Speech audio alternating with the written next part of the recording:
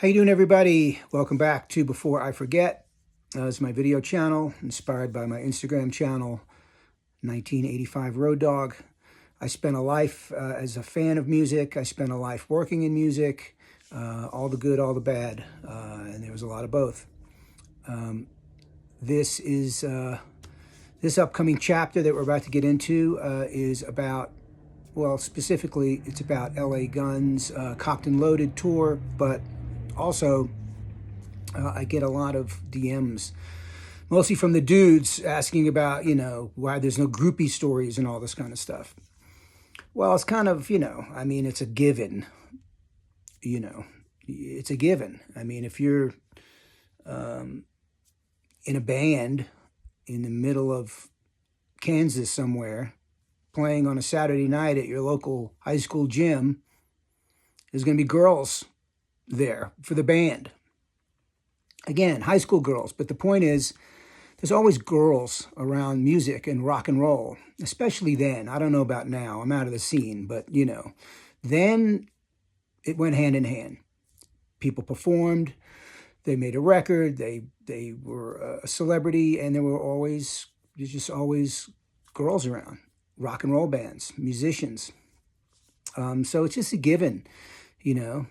As bands get big in the scene or get a record deal and then go on tour and then tour the country and then tour the world, it becomes more about quality than anything else. I mean, there's always girls around, but there's, you start getting picky the bigger you get, usually. So, I get a lot of DMs asking about that, but that's just, as far as LA Guns went, they were a pretty mellow band. Honestly, they did a lot of crazy stuff, dangerous stuff, or illegal stuff, or whatever. But as far as girls went, it was only a couple of the guys in the band really that were, Phil and Tracy were the, with a million different chicks. Steve Riley was married. Mick got married on the first tour. And he was always super faithful.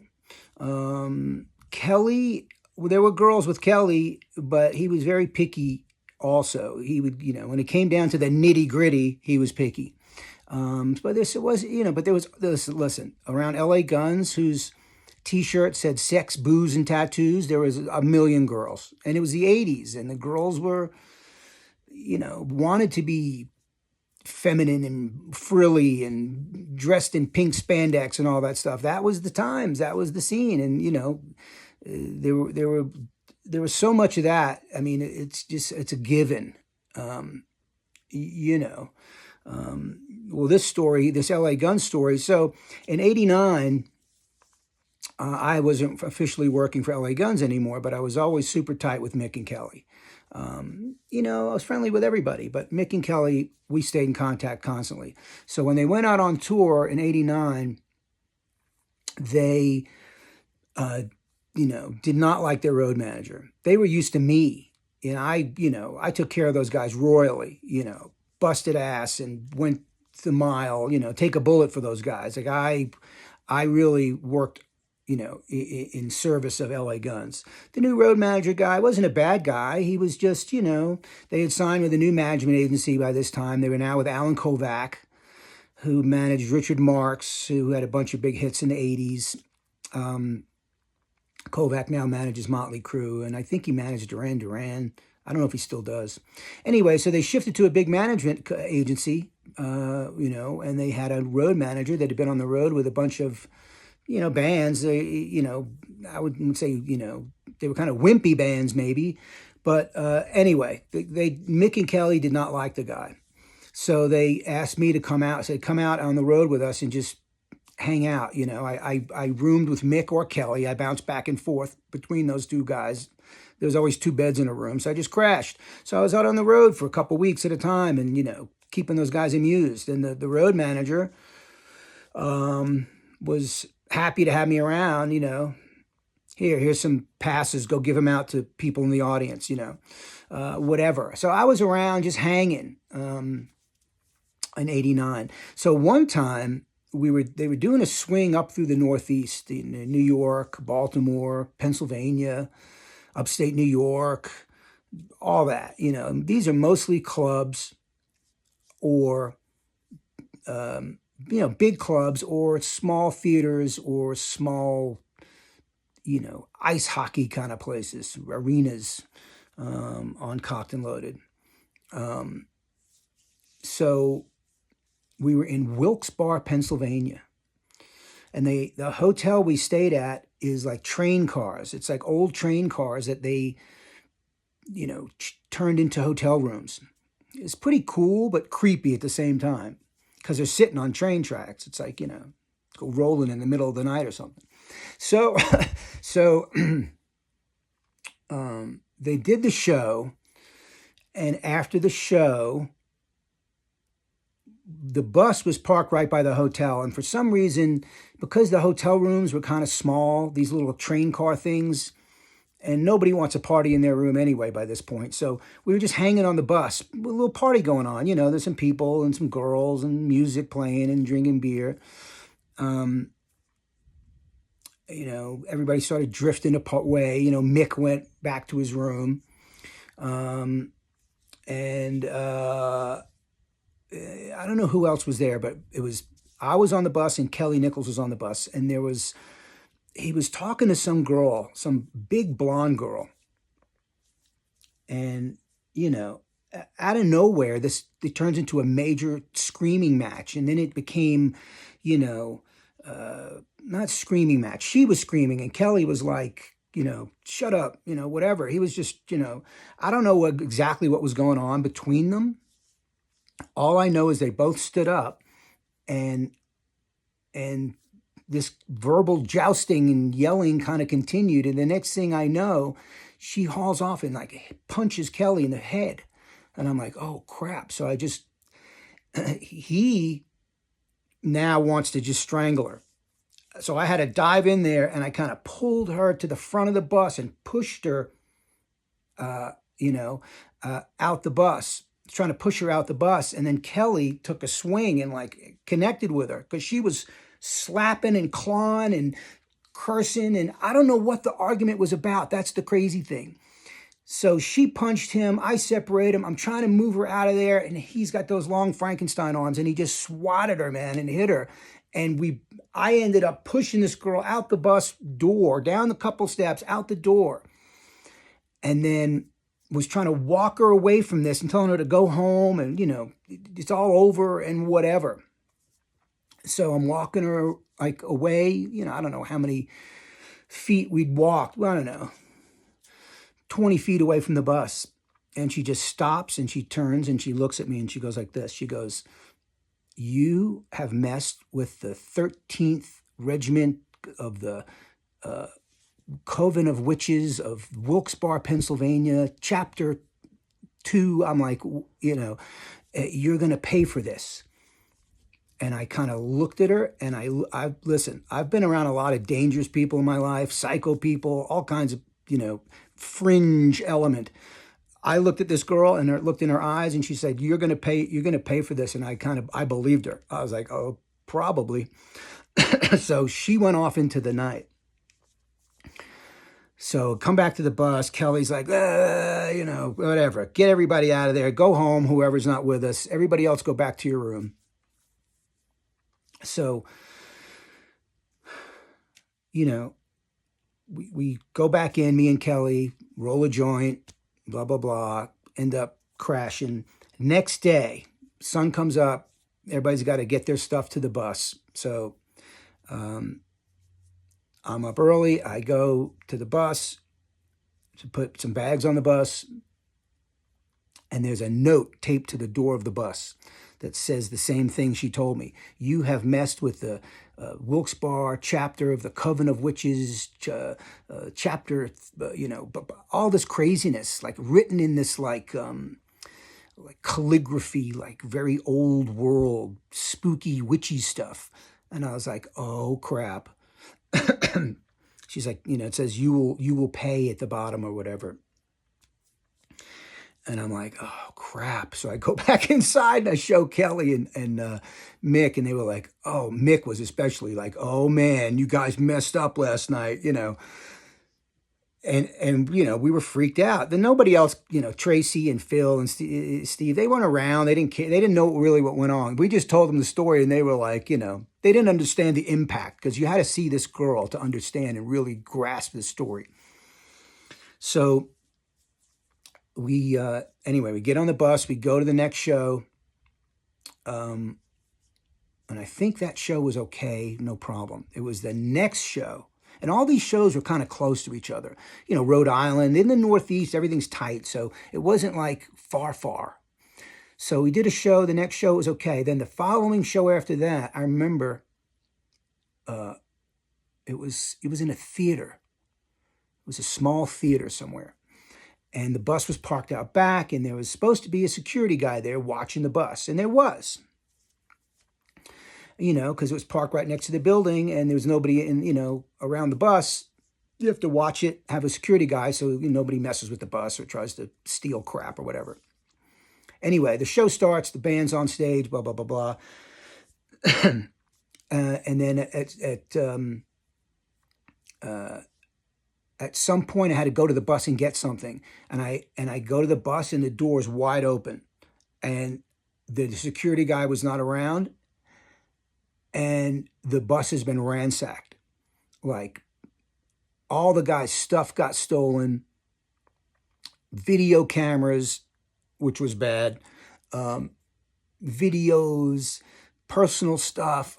Everything got ransacked. The only person, I think, who didn't get anything stolen was Mick. Mick was the king of hiding stuff in the bus, so nobody could find his stuff. Like, he had the good hiding spots. So his stuff didn't get stolen, but a lot of stuff got stolen. So when the band came off stage in the dressing room after the show, I had to tell them, man, they were pissed. A couple of the guys were freaked out because their video cameras got stolen. So out there somewhere is floating in the world as personal videotapes from members of LA Guns. Anyway, so, it became a big thing. Why wasn't the security guy there? Oh, he just went to the bathroom. He just ran to the bathroom, and he came back, and I was already, there. Whatever it was, either it was a setup, like the security guy, purposely left so somebody could break into the bus. And they broke the little window on the bus. Like, there's like a window on the door, and they broke that window. So either that was a setup and he went away and somebody came and it was all timed, or the Wilkes Barre chapter of witches there got us. That's all we talked about for the next couple of days, was like, we were all cursed. We had a curse put on us by this witch in Pennsylvania because she got in an argument with Kelly. Like, it was crazy. So, girls on the road, there's all kinds, man. There's fringe element out there, There's a lot of dysfunction, or there was. I'm sure there still is. But back then in that scene, is a lot of dysfunction, a lot of messed up, troubled people, And those kind of things happened a lot. Like, there was a lot, man. You had to be protected. You had to have your act together. Listen, I grew up in New York, in Queens, and lived family, my family and the friends of family, a very good fellas kind of life. So I can handle myself. I mean, you had to be equipped for anything. There's a lot of psychos, crazy people, man. People mentally unstable, hopped up on drugs. It's just insane. So if you didn't have security around, you better have something to protect yourself. And, LA Guns, the name was right for them because, there was some of that on board. You had to.